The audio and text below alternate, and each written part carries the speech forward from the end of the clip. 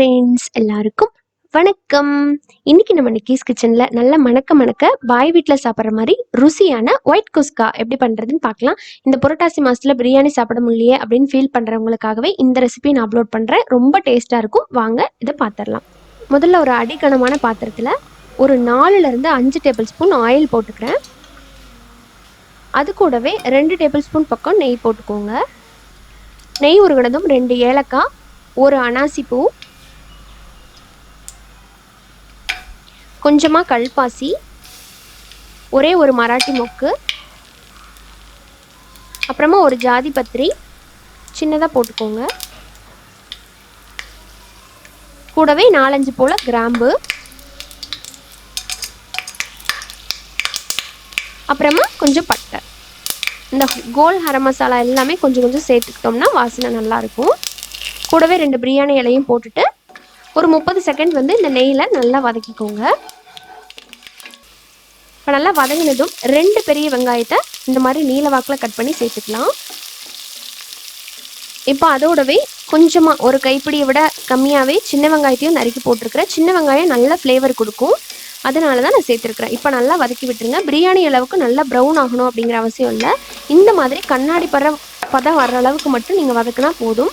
இதோட உங்கள் காரத்துக்கு தகுந்த மாதிரி பச்சை மிளகா சேர்த்துக்கோங்க. நான் 3 மிளகா போட்டிருக்கிறேன். நம்ம மிளகாய் தூள் ஆட் பண்ண மாட்டோம், இது மட்டும்தான். அடுத்துதான் இஞ்சி பூண்டு பேஸ்ட்டு சேர்த்துக்கலாம். ஒரு 1-2 டேபிள் ஸ்பூன் பக்கம் இதுக்கு சேர்க்கலாம். இஞ்சி பூண்டோட ஃப்ளேவர் தான் இதில் ஜாஸ்தியாக நமக்கு இருக்கணும். ஏன்னா நம்ம இதில் கரம் மசாலா எதுவுமே ஆட் பண்ண போகிறதில்ல. இந்த நம்ம முழுசாக போட்டோம் இல்லைங்களா, ஹோல் கரம் மசாலா, அவ்வளோதான். பொடிகள்லாம் நம்ம எதுவுமே சேர்த்த போகிறதில்ல. இப்போ இந்த இஞ்சி பூண்டோட பச்சை வாசம் போனதுக்கு அப்புறமா இதில் கொஞ்சம் மல்லி இலையும் புதினா இலையும் சேர்த்துக்கோங்க. அடிக்கடி நிறைய வீடியோஸில் சொல்லியிருப்பேன், எனக்கு புதினா நிறைய சேர்த்துனா பிடிக்காது, நான் கொஞ்சமாக தான் சேர்ப்பேன். உங்களுக்கு எந்த அளவுக்கு பிடிக்குதோ அந்த அளவுக்கு சேர்த்துக்கோங்க. அடுத்ததான் நம்ம தண்ணி சேர்த்துடலாம். நான் 3 கப் தண்ணி சேர்க்குறேன். நான் இன்றைக்கி 2 கப் அரிசி எடுத்தனால 2 கப் சீரக சம்பா அரிசிக்கு 3 கப் தண்ணி, 1க்கு 1.5 வீதம் நான் சேர்த்துருக்குறேன். இப்போ தண்ணி நல்லா பாயிலிங் கன்சிஸ்டன்சி வரட்டும், அது வரைக்கும் நம்ம வெயிட் பண்ணலாம். இப்போ பார்த்தீங்கன்னா தண்ணி நல்லா கொதிச்சிருக்கு. இப்போ இந்த டைமில் இந்த ரைஸுக்கு தேவையான அளவுக்கு உப்பு சேர்த்து நல்லா மிக்ஸ் பண்ணி விட்டுடலாம்.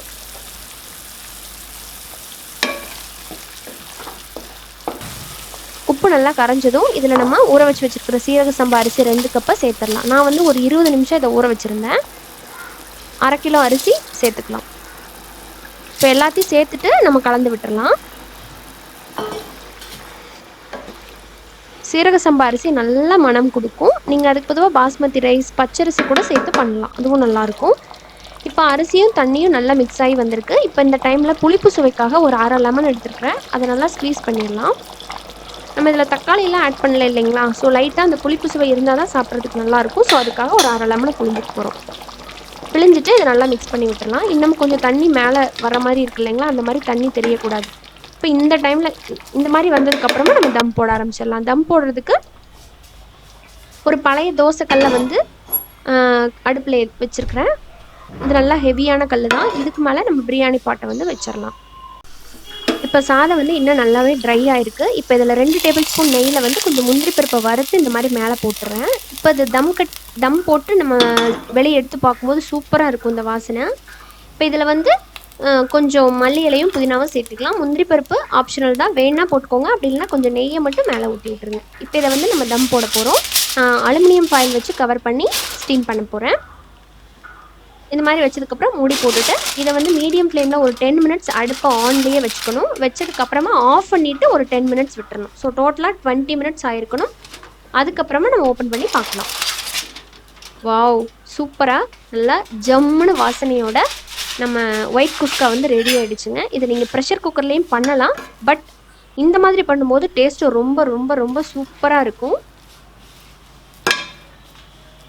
சீரக சம்பா அரிசிங்கிறனால ஃபஸ்ட்டு பார்க்கும்போது உங்களுக்கு கெட்டியாக இருக்கிற மாதிரி தான் இருக்கும், பட் லேட்டராக பார்த்தீங்கன்னா நல்லா உதிரியாக தான் இருந்தது. பட் நம்ம தம்மும் உடைச்சாச்சு, சர்வ் பண்ணிட வேண்டியதான். இது கூட சிக்கன் கறி, மட்டன் கறி எல்லாம் செம்ம டேஸ்ட்டாக இருக்கும். பட் புரட்டாசி மாதம் அப்படிங்கிறனால நம்ம இப்போ அதெல்லாம் சேர்த்துக்க முடியாது இல்லைங்களா. நான் இன்னைக்கு வந்து பன்னீர் வச்சு குருமா பண்ணியிருந்தேன். அதோட சூப்பர் காம்பினேஷனா இருந்தது.